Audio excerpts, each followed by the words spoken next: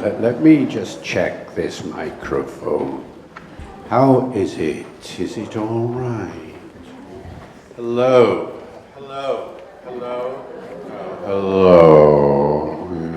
Sound like Mick Jagger now. Yeah, I was standing over there and it seemed to be quite loud. So if it gets too loud, scream and I will change the level.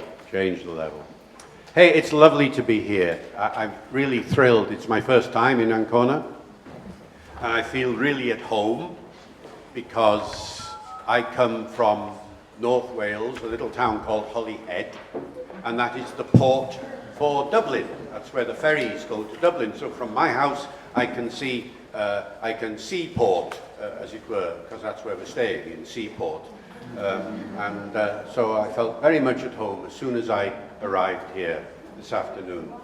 A delight, yes, indeed. And you know, outside there was a little boy, and he was looking up at me, and I sort of went, you know, hello, and he went, I don't think he'd ever seen a white beard before, you know. Pointing with his mum, and he was sort of pointing and going like this. And, yeah, a white beard's not common around here. It reminds me of a time I was in Colombia, and if you've ever been to Bogota, there is a pilgrimage site at the top of the mountain, and we went up to the top of the mountain and to see the site. And on the way down, there is a kind of there's a queue for the teleferique to go down to the bottom. And as I went past in this queue, you know, backwards and forwards and backwards and forwards, there was a little boy, about age 3, being carried by his mum. And as I went past, this little boy looked at me and said, "Hey, Papa Noel." And I didn't really catch it, you know. I just sort of went, oh yeah, okay, and walked on. But then this little boy told all the other little boys and girls there. And so as I went up and down, everybody was saying, "Papa Noel est aquí, Papa Noel est aquí, Papa Noel, he's here, he's here." And so and I, again, sort of thought nothing of it. But when we got down to the bottom of the teleferique, all the children were waiting there with their parents for Papa Noel. And they would come up to me and speak in very fast Spanish, which I could not understand. And all I could say was, sí, sí, sí, sí, sí. And the British councilman who was with me said, "Stop saying sí, they are asking you for the most expensive presents." And the parents are going mad. Say no. Papa Noel cannot say no. Oh dear. Well, Papa Noel is better than Gandalf, which I also get every now and again. Oh well, all of that has nothing whatsoever to do with grammar, except that it's an interesting, exciting sort of story, and that is how I see grammar. Grammar, for me, is the most exciting, wonderful, real, ingenious, imaginative topic, and you're now thinking I've gone mad. Because how can anybody call grammar exciting and riveting and enthusing and nourishing? Well, that's what my talk is about this afternoon. At the end of the afternoon, I want you also to go out into the world and say, you know what the most exciting thing is in language? It's grammar. And you don't believe me. But listen. You see, what are we into in this business? The whole thrust of the communicative ideas about language teaching is we want to get in touch with each other. It's all about meaning, isn't it? Communicating meaning. That's what it's all about. I want to speak to you, you want to speak to me. We must understand each other. Meaning is at the heart of language. And so the question is, how is meaning communicated? Where does meaning lie in language? And most people, if you ask them that question, will say, I'll tell you where meaning is. It's in the dictionary. That's where meaning lies, in the dictionary. What is the dictionary? A dictionary is a collection of all the words in a language and their meanings. So that is where meaning lies, in the dictionary. Meaning lies in words, in individual words. I think that is the popular conception of what meaning is. All right, let's test that. If meaning lies in a word, then in order to understand me, all I've got to do is give you a word, and then you will know what I mean. So I am going to do that. I am going to give you a word, and as soon as I do it, you will know what I mean. So what word shall I choose? Table! Now you know what I mean. I've given you a word. What more do you want? But of course, you don't know what I mean. You don't know whether in my head at the moment is a piece of furniture with legs, or whether I'm thinking of a diagram on a page in a book with rows and columns. And for all you know, I might be thinking of a mountain in Cape Town in South Africa. And you see the point. The word table has several meanings. And virtually all the words in the dictionary have got more than one meaning. Some have got dozens of meanings. You know very well, the different meanings of the verb to take, for instance. But all words have more than one, apart from scientific and technical terms, which tend to just have one meaning. But in everyday life, words like table are ambiguous. Ah, you say to me, I see what you're saying. Give us some context, and then we will know what you mean. Or you might say to me, put it in a sentence, and then we will know what you mean. So I will do that. The leg of the table is broken. No problem. There is a mistake in the second row of the table. No problem. We spent all morning climbing the table. No problem. It's got to be the mountain now, hasn't it? Unless, of course, you're writing books for little children about a family of ants, and the ants spent all morning climbing up the table. Mr. Ant and Mrs. Ant got to the top, but little baby ant didn't get very far. And if you write books like that, then... But that's rather exceptional, isn't it? Put it in a sentence, and then we will know what you mean. Listen, that is what sentences are for. Sentences exist to make sense of words. Sentences exist to make sense of words. Words by themselves do not make sense. I proved it to you with table, but I could have chosen any word. Words by themselves do not make sense. Only when you put them into a sentence do they start to make sense. And that is what grammar is. Grammar is the study of sentences and how they are made up. So grammar is the study of sense, how we mean to each other. It's inconceivable to learn a language without learning the grammar, because grammar is at the heart of expressing and understanding meaning. We've all got to learn that truth. And little children have to learn it as well. Little children, round about 18 months of age, learn the importance of sentences. Tell you a story to illustrate this. My little Susie, when she was 18 months of age, she's that old. She's up here now, but there. She comes running into the room one day holding her teddy bear. And she comes up to me and she says, "Push." So I look at her and I go, "Push." And Susie goes, "No, push." Okay, push me, push me. And Susie goes, no, push. Eventually, we work it out. What she means is, come with me into the other room where there is a toy swing, put Teddy on the toy swing, and push Teddy. Why didn't you say that to me? And if she could have spoken at such length, she would have said in reply, because, you idiot, I am only 18 months of age.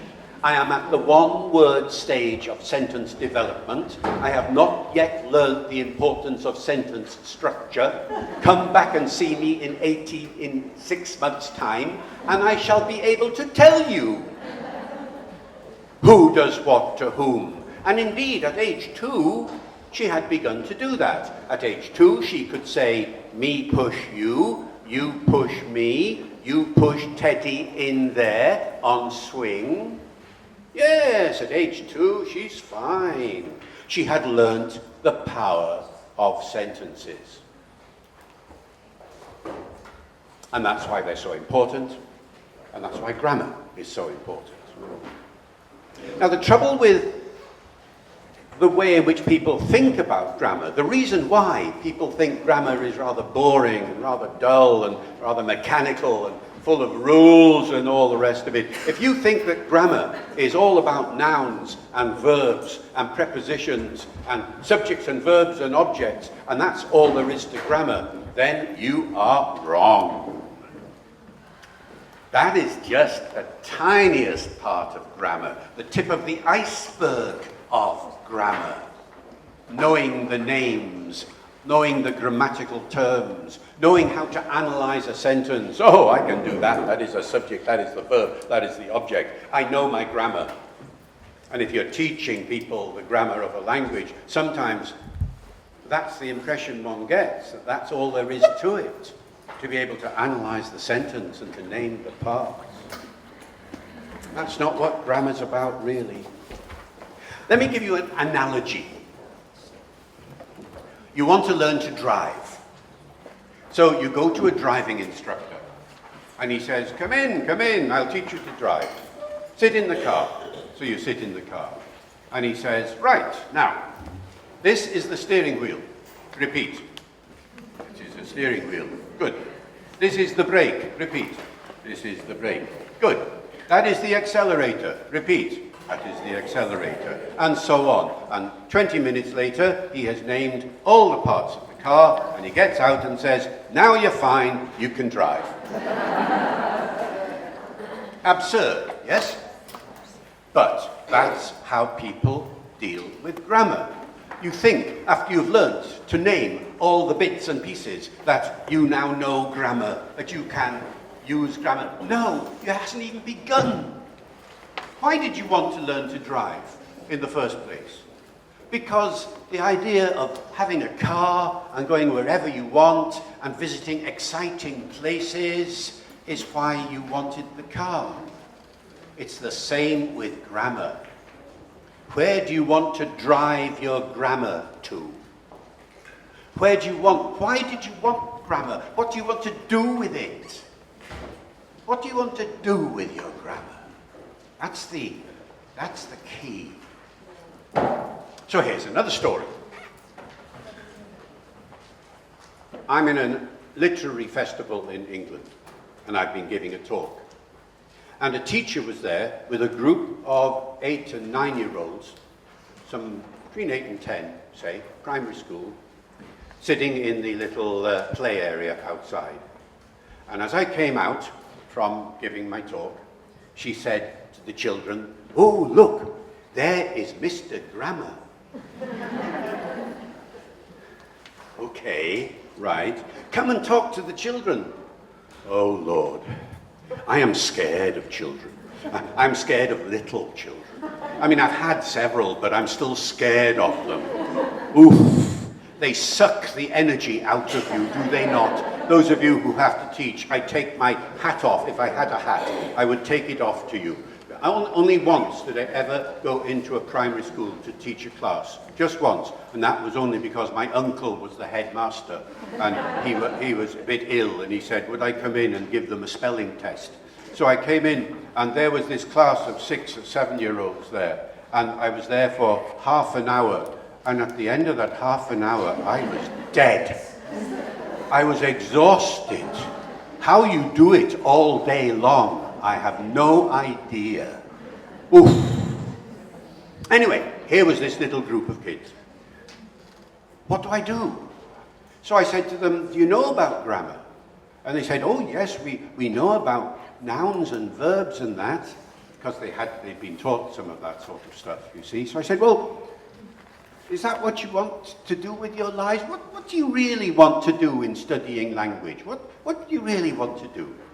And this little tot called Sylvie, she said, I want to write like Terry Pratchett. Oh, do you, Sylvie?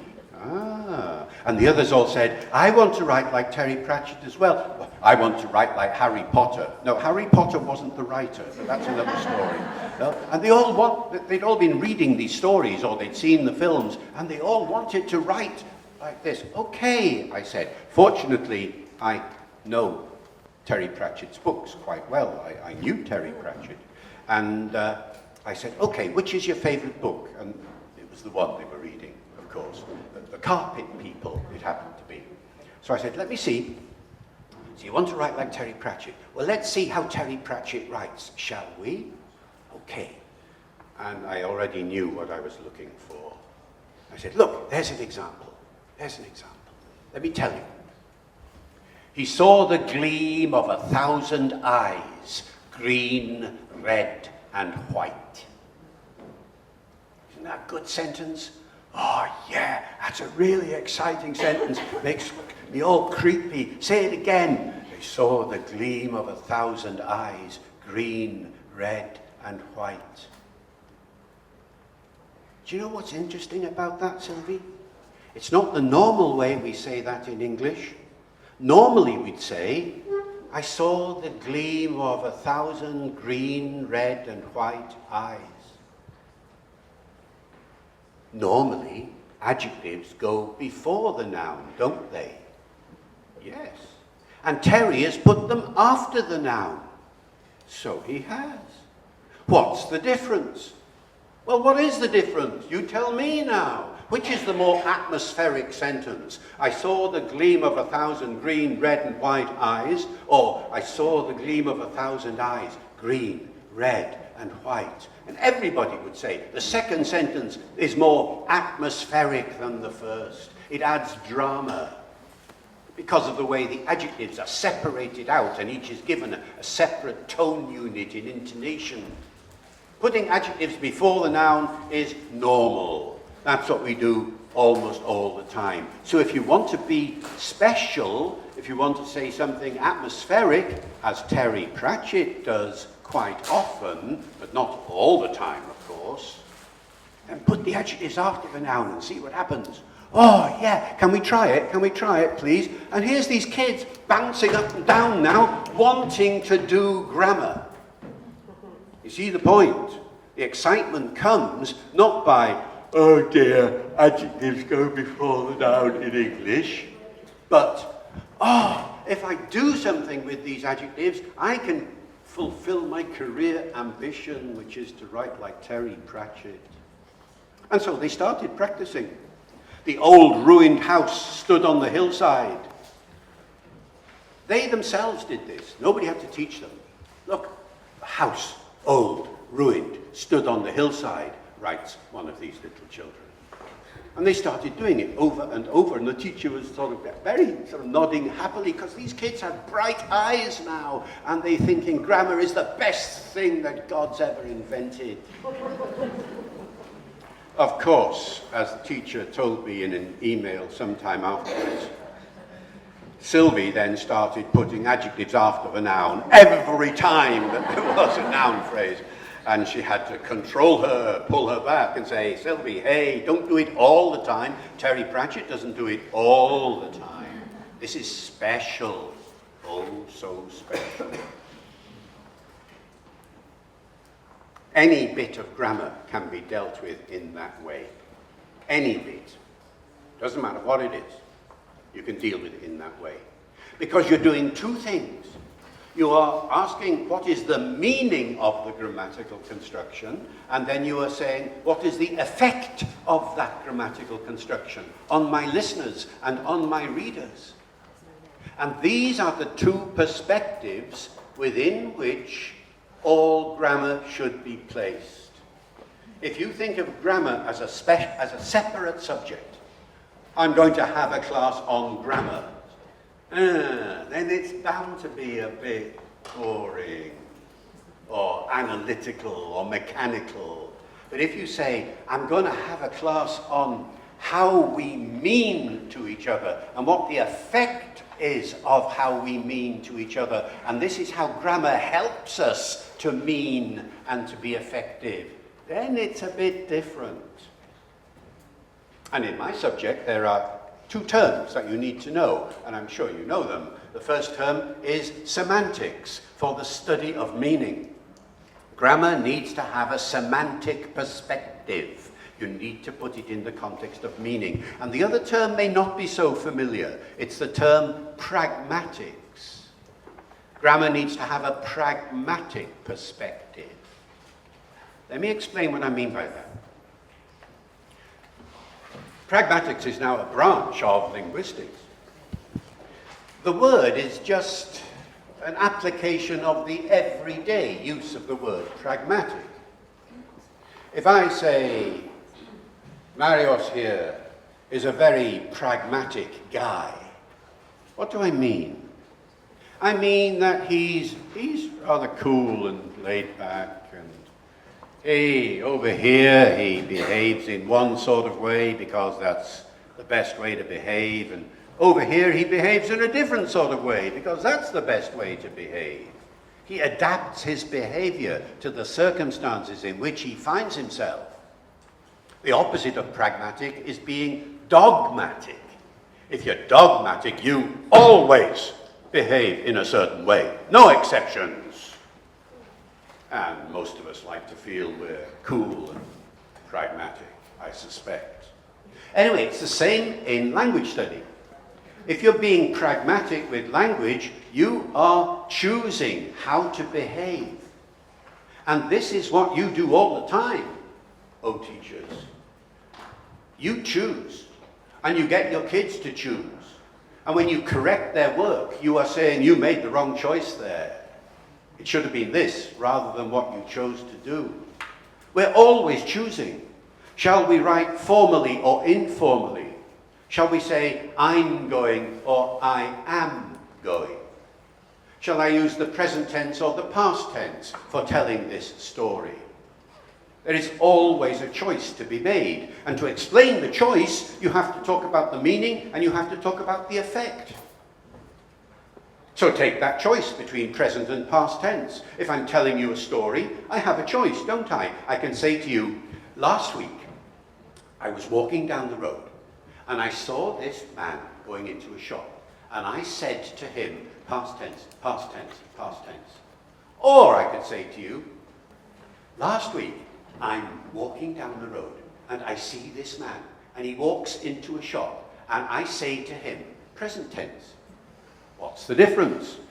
Well, sometimes that present tense is called the dramatic present or the narrative present or something like that. But you sense the difference, don't you? Last week something happened. Well, of course it did.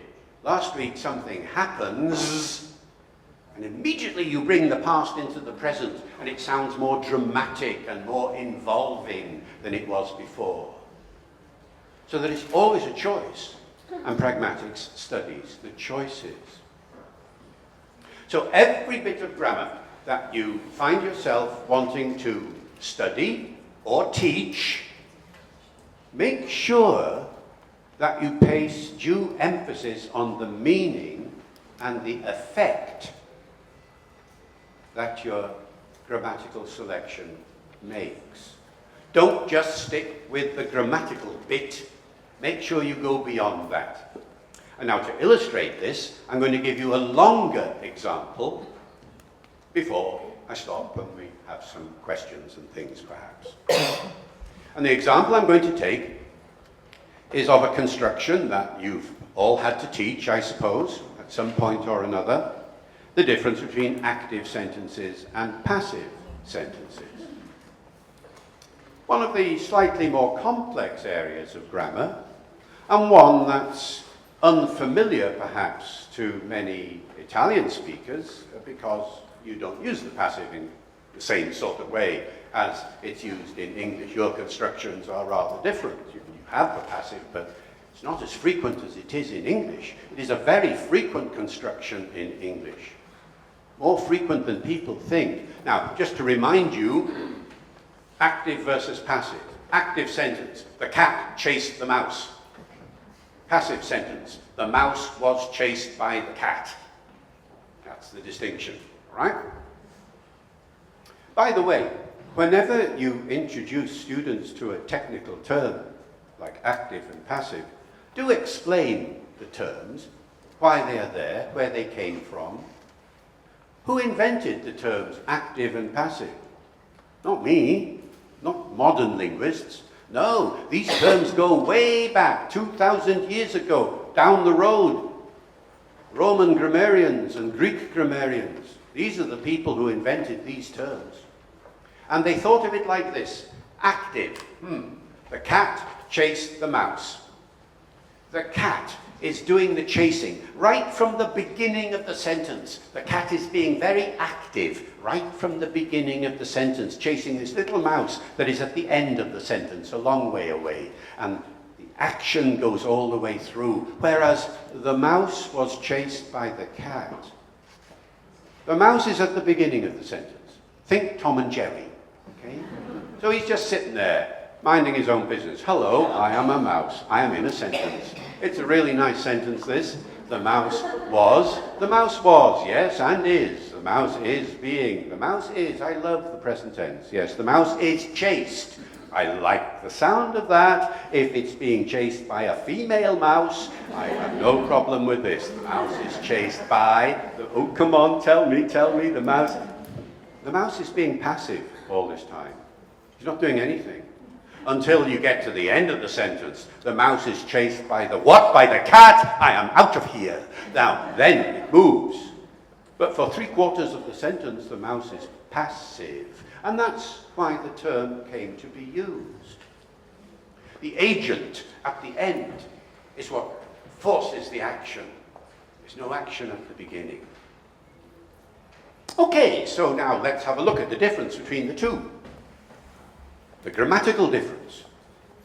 The cat is the subject, chased is the verb, the mouse is the object. And if you know those terms, God bless you. And the other way round.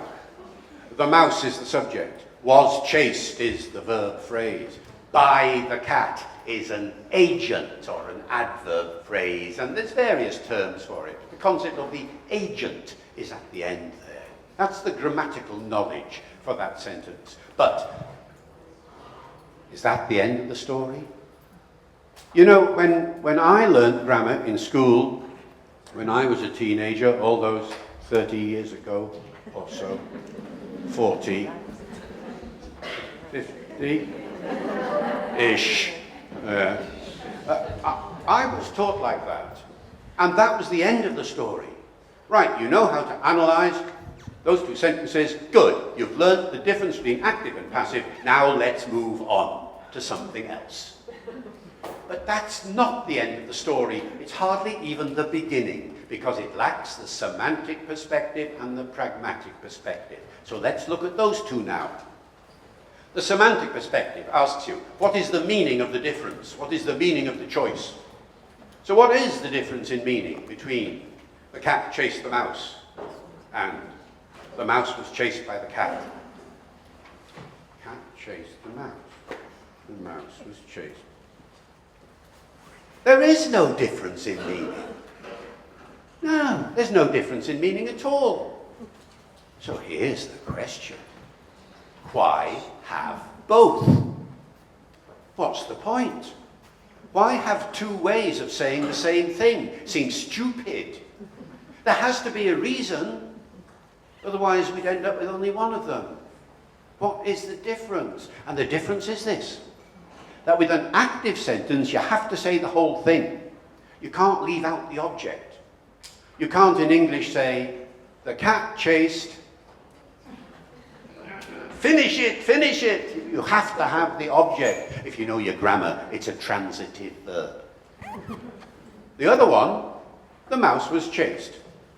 I can stop the sentence there, put a full stop in if I want. I don't have to say, by the cat. I can just say, hey, the mouse was chased. There we are. That's the end. I can leave out the agent. That's the difference. And so now, the interesting question. Why would I ever want to leave out the agent? Or put it like this. Why would I ever want to say that something happened without me wanting to say who did it? When would I ever want to do that? To say that something happened without wanting to say who did it. So now, this is where it gets exciting. We were going on a passive hunt. We are going to catch a big one. And it is a beautiful day, and we are not scared. So now, take the kids on a passive hunt. Go out looking for passives. Or imagine stories in which passives are being used without the agent. And here are some stories. So you are in your class. Outside the door, you hear the sound of breaking glass. You open the door, and there is little Johnny looking at the window with a hole in it and a football on the other side. And you say to Johnny, Johnny, what happened? Who did it? Johnny now prays.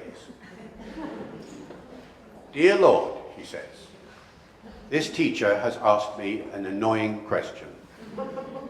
Please, is there a grammatical construction in English which allows me to say that something has happened without me having to say who did it? And the Lord speaks to Johnny and says, yes, Johnny, there is. It is called the passive construction. And Johnny says, thank you, Lord, and turns to the teacher and says, the window was broken, miss. The window's been broken. Lovely passive construction. Unfortunately for Johnny, the Lord has also spoken to the teacher, who knows about passives, and who will then say to Johnny, yes, Johnny, I can see that the window is broken, but who did it? Give me an agent. Give me an active construction. I do not want that agentless passive. Thank you very much. And Johnny is in trouble after all. But you see, that is one use of the passive. To avoid responsibility. To try to get out of trouble. To try to get out of trouble. If you want to instruct somebody to do something and you don't want to give the impression it was you doing the instruction, then the passive is jolly useful for that kind of purpose. That's one use of the passive. Okay, we're going on our passive hunt. Let's go down the street. We go down the main street, and here is a billboard outside a newsagent. And on the billboard it says, 200 killed. And you go, what? Who did it? It's not saying. The guys who write posters and who write newspaper headlines, they don't tell you who did it. Why not? Because they want you to go into the newsagent shop and buy the newspaper. If the billboard had said, 200 killed by tornado, well, now you know. Are you going to go into the shop and buy the paper? Well, you might, but you're less likely to. And so the guys who write these headlines tend to leave the agent out because they want to get your curiosity. That's another reason for using the passive, to get your curiosity going. Let's go further down the street. And here is a sign, and it says, entry prohibited. Oh, another nice passive construction. Entry has been prohibited. By whom? They're not saying. Why aren't they saying? Why do we never read a sign saying, entry prohibited by me, or by David Crystal, or something like this? Why do we never read a sign saying, we have prohibited you? or John and Mary have prohibited you, or whatever. You don't. They leave the agent out. Why? Do they have the right to prohibit you? Why are they not saying? And another interesting question now about social responsibility and who has the right to forbid you. And okay, that kind of discussion might not work for very young children, but I've seen some excellent discussions at secondary level by the kids discussing who has the right to prohibit you and why is the passive being used in such a circumstance. Or go into a science room now, and there, kids have just done a science report, science experiment. They have poured 2 elements into a test tube and made something. Now they have to write it up as a report. And you will know that in science English, in scientific English, passive constructions are used all the time. Why? Because science is objective, it's impersonal. Science doesn't want to tell you who did it. That's not important. The important thing is that the experiment is done. By whom? Who cares? And you can actually try this out. I've done it several times, even with a class as young as sort of 8 and 9, and said, you tell me what's wrong with this science report. You tell me. Here's the report. Yesterday, John and I went into the lab, and I had sausages for breakfast. And Mary was wearing a green dress, and we had not had much sleep because of the fireworks. And we got the test tube and started to pour the mixture in. What's wrong with that? You don't have to tell the kids. The kids will tell you. It's irrelevant. What's that got to do with it? What's the colour of Mary's dress got to do with it? What's sausages got to do with it? It's got nothing to do with it. They tell us. You don't have to tell them. So is there a construction in English which allows you to say that something happened without having to say who did it or what they were wearing? Of course there is. You know what it is. And then you only have to listen to everyday speech to find lots of examples of the passive. Time for just a couple before I stop. So I meet you in the street, or 2 people meet in the street, and one person says, I've just had my hair done. Is your next question going to be, by whom? No, it is not. You don't want to know who did the hair. It's not important. You probably don't know the hairdresser. Of course, if the person had had the hair done by the top hairdresser in Italy, then maybe, yes, well, I had it done by Antonio, whoever. Yes, but normally you don't care. So you don't need to use the active. It's no good the person coming up and saying, Jane has just done my hair, if you don't know who Jane is, and you don't care who Jane is. Here's a better example, perhaps. I tell you, hey, listen, I've just had my house painted. Is your question going to be, who did it? I mean, you don't know where I live. You don't care. If I said to you it was painted by Mr. Jones of Llangefni, I mean, it's pointless. It's a ridiculous conversation because it's not important. And so the passive is used very frequently when you want to say that something happened where it isn't important to say who did it, because the other person won't know who did it anyway. Now, add all these examples together and you see that there's an awful lot of meaning behind the passive. And where are we when we're studying this bit of grammar? We're not in the classroom anymore. At least in our minds. We are in the street, we are in a shop, we're in front of a wall, we're near a hairdresser's. We are in the real world.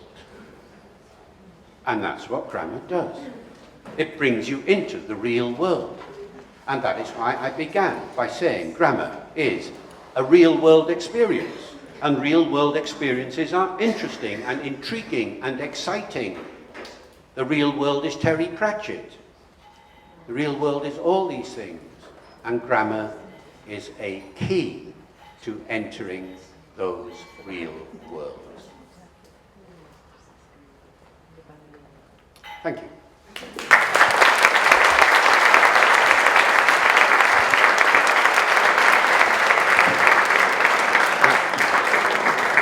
Well, there we are. Rudy, we've got we've got a few minutes for questions, if there are any, before Marios gets up and starts to talk about his things. So if you have a point you'd like to make, just wave, and I will try to address it. I mean, you may all be thinking, oh, that's enough. But in case there is, just look around the room and see. The point is, I shall be here all afternoon. Hanging around somewhere at the back. I'll be here during the break. I'll be here at the very end of the afternoon. And so, if you'd prefer just to come up and ask a question then, or make a comment, or take a selfie, or I don't know what. I don't mind. You will find me at the back. All right, well, let's leave it there for now, and I'll see you all later on. Thank you.